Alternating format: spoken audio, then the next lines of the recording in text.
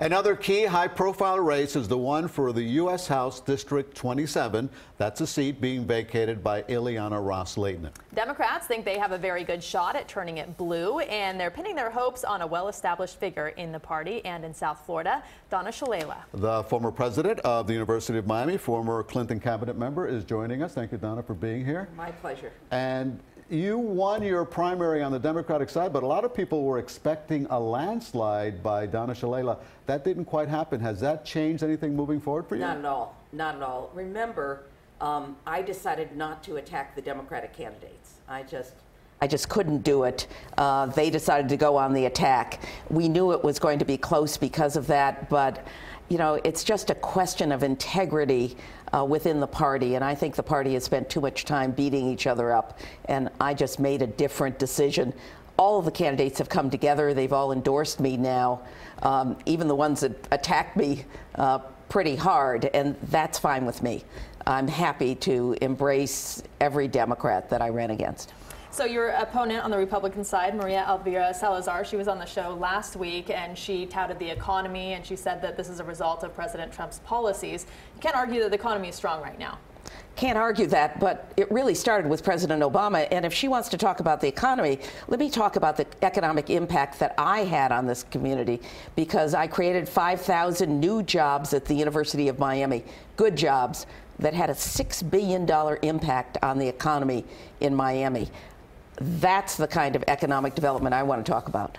Well, since you brought up the University of Miami, one of the issues that Maria Elvira brought up was the battle that you had with the janitors union while you were president of the University of Miami. You didn't give in to them, and they didn't get the raises that they were asking for, and it was kind of a bitter fight. A lot of people said that shows that you didn't stand up for working people. Actually, they got the raises, and the issue was unionization and whether our contractor would accept the card check versus an election.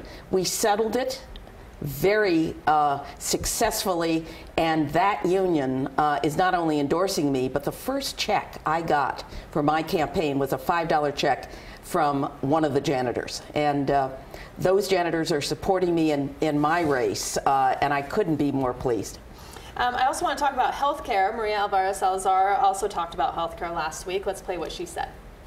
So why don't we allow for healthcare to be sold across state lines? Why don't we allow for Publix, for instance, to be able to buy one insurance plan for all its employees in Alabama, Oklahoma, Oregon? I'm just giving an example, but you know, across state lines. What's your reaction? Actually, there are a lot of states that allow you to buy insurance across state lines.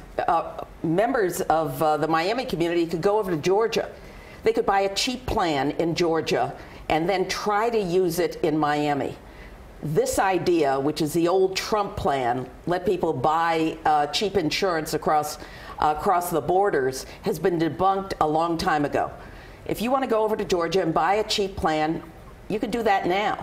The problem is there isn't a doctor or a healthcare system in Florida that will accept that insurance. So it's not a good idea. In fact, it's a silly idea, and it will do nothing to reduce the cost of health care in Miami or any place in Florida. Well, what should be done to improve health care? Maria Elvira was sitting here, and she was saying Obamacare has not been a success. We haven't come up with a solution. You have plenty of experience in this. What do you propose? I do have a lot of experience in this. I've created health systems. I ran Medicare and Medicaid. Let's talk about Obamacare. 100,000 people in this district have Obamacare. It has been very successful in Florida. 1.7 million people have signed up for Obamacare in Florida. It's been successful. We need to make some corrections. I think the subsidies need to be deeper for working people with Obamacare. We can make some small changes, but it's been a very successful program, and I would not take 100,000 people in our district and take health insurance away from them. That's exactly what the Republicans want to do, and my opponent ought to explain what she would substitute. It certainly isn't buying cheap health care across the borders. Okay, let's talk about the environment a little bit. Environmentalists say you sold out. Some of them say, frankly, that you sold out by selling environmentally sensitive land near the zoo, near Zoo Miami, to build a Walmart. Why didn't you stop the sale of that land? Well, in fact, I did just the opposite. We signed covenants to protect the forest, the very valuable forest, so that it could never be built on. The land that's being built on was built on before.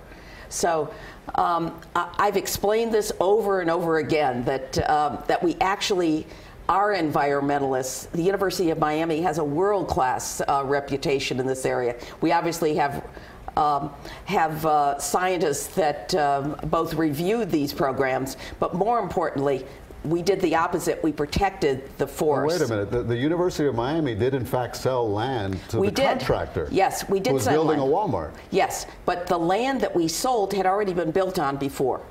This was a huge piece of land. The county environmental agency decided what part of the land could be built on and what part of the land needed to be protected forever.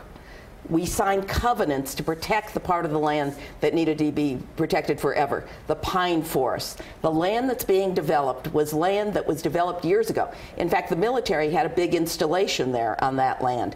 So that's the land that's being developed. I don't know anything about the Walmart. That was the decision of the developers.